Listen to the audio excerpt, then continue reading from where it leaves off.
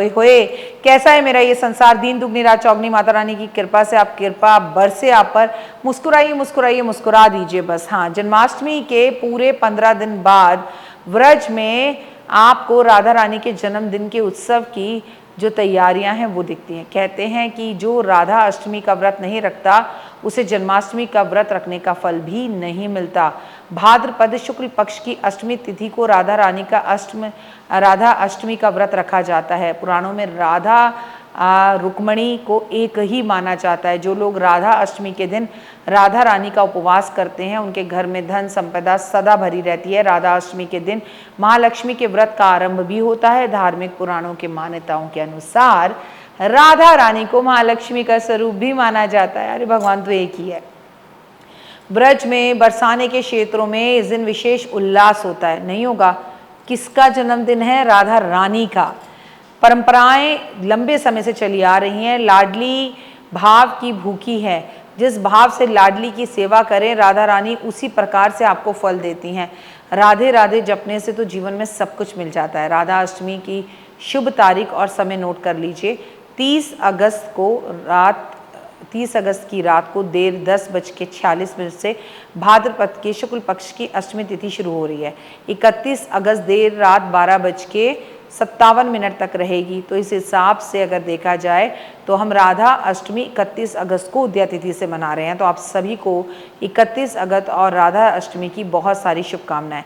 राधा अष्टमी व्रत की अगर बात की जाए तो इस दिन प्रातः सुबह जल्दी उठकर स्नान आदि करने के बाद शुद्ध वस्त्र धारण कर आपको राधा अष्टमी के लिए घर के मंदिर में पंचरंगा अपने हाथ से मंडप बनाना चाहिए। मंडप के भीतर कमल यंत्र बनाकर कमल के बीचों बीच आसन में श्री कृष्ण और राधा रानी का जोड़ा बिठाना चाहिए, चाहे वो मूर्ति हो या तस्वीर हो।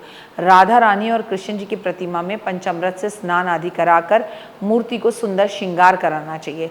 राधा रानी और भगवान श्री कृष्ण की उपासना करनी चाहिए और साथ में उन्हें भोग के रूप में कई तरह की चीज़ें अर्पित करनी चाहिए। धूप दीप फल अर्पित करने चाहिए। राधा चालीसा पढ़नी चाहिए। व्रत का संकल्प लेना चाहिए और अंत में आरती ज़रूर करनी चाहिए। पुष्प अर्पण ज़रूर करें। राधा रानी को राधा अष्टमी वाले दिन भूल कर भी ना करें एक काम, नहीं तो हो जाएंगे आप तमाम।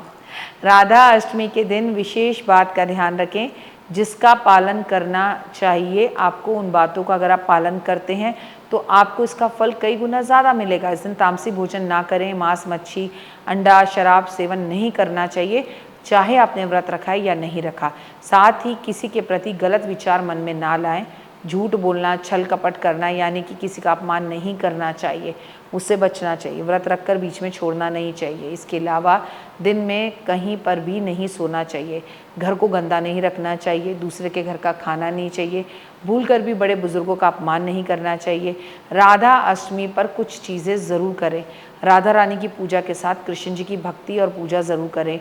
राधा रानी और कृष्ण की पूजा एक साथ करें। गुलाब के पुष्प अर्पण करें।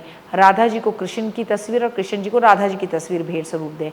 राधा रानी को श्रृंगार अर्पण करें। भगवान श्री कृष्ण को गुलाब के फूलों की माला अर्पण करें। रबड़ी का भोग लगाएं। राधा रानी को रबड़ी का भोग बेहद पसंद है। राधा रानी के मंत्रों का जाप करें और कम से कम 108 बार राधे राधे लिखकर उसकी स्लिप बनाकर लाल कपड़े में लपेटकर इत्र में भिगोई हुई ओए होए कृष्ण जी के गले में पहना कर आएँ। फिर आप जीवन में देखिए कि क्या जीवन के आनंद की प्राप्ति होती है। राधा कुंड है। अगर आप वृंदावन मथुरा बरसाने जा रहे हैं तो राधा कुंड है। उस राधा कुंड में नहाने से उन महिलाओं को संतान की प्राप्ति होती है जिनको अब तक संतान की प्राप्ति नहीं हुई, पर ये केवल और केवल राधा अष्टमी पर करें। देखिए कर कभी भी सकते हैं, लेकिन अगर राधा अष्टमी पर करते हैं तो निश्चित ही संतान की प्राप्ति 1 वर्ष के अंदर होती है। राधा रानी और कृष्ण जी को बांसुरी अर्पण करना इस दिन बहुत शुभ होता है। कहते हैं राधा रानी को इत्र बेहद पसंद है। राधे राधे ऐसे कह के आपको जो है राधा रानी के दर्शन करने चाहिए। चुन्नी अर्पण करनी चाहिए भेंट स्वरूप और मन से कीर्तन आराधना अर्चना इस दिन ज़रूर करनी चाहिए। 16 गांठें लगाकर आज के दिन हाथ में धागा बांधना चाहिए क्योंकि आज से 16 दिन का व्रत आरंभ होता है। राधा रानी का मतलब महालक्ष्मी का व्रत आरंभ होता है और ये कष्ट और तकलीफ़ों को दूर करने वाला होता है। 31 अगस्त से 16 गांठों वाला जो राधा रानी का व्रत है, ये जो महालक्ष्मी का व्रत है, इसकी एक और वीडियो मैंने आपके साथ शेयर करी। अगर आपने नहीं देखी तो उसे ज़रूर देखिए। अपनों और अपनों का बहुत ख्याल रखिए और फिर एक बार कहूँगी श्री कृष्ण भगवान को, मुरली वाले को, कन्हैया को और मेरे इस संसार को राधा रानी के जन्मदिन की हुए हुए शुभकामनाएं। जय माता दी। जीवन में है समस्या, नहीं मिल रहा तकलीफों से छुटकारा, नहीं मिल रही मनचाही नौकरी, टूट गया है विश्वास, सांस से आपकी बिल्कुल नहीं बनती और खत्म हो गई है आस, भगवान से आपका विश्वास उठ चुका है। टैरो के 78 कार्ड खोलेंगे भविष्य का राज। सरकारी नौकरी से हैं आप कोसों दूर, कुंडली जगाएगी कुंडली जागरण, कुंडली बताएगी आपका भविष्य। ऊपर से ये जादुई हवाएं, ऊपरी हवाएं, जादू टोना तंत्र विद्याएं, पति पत्नी और वो, करना होगा खुद पर विश्वास। दीजिए मुझे भी एक मौका, अपनी कुंडली दिखाइए, टैरो कराइए, लेकिन अपनी जिंदगी को जल्द बदलवाइए। मैं हूं डॉक्टर वाई राखी।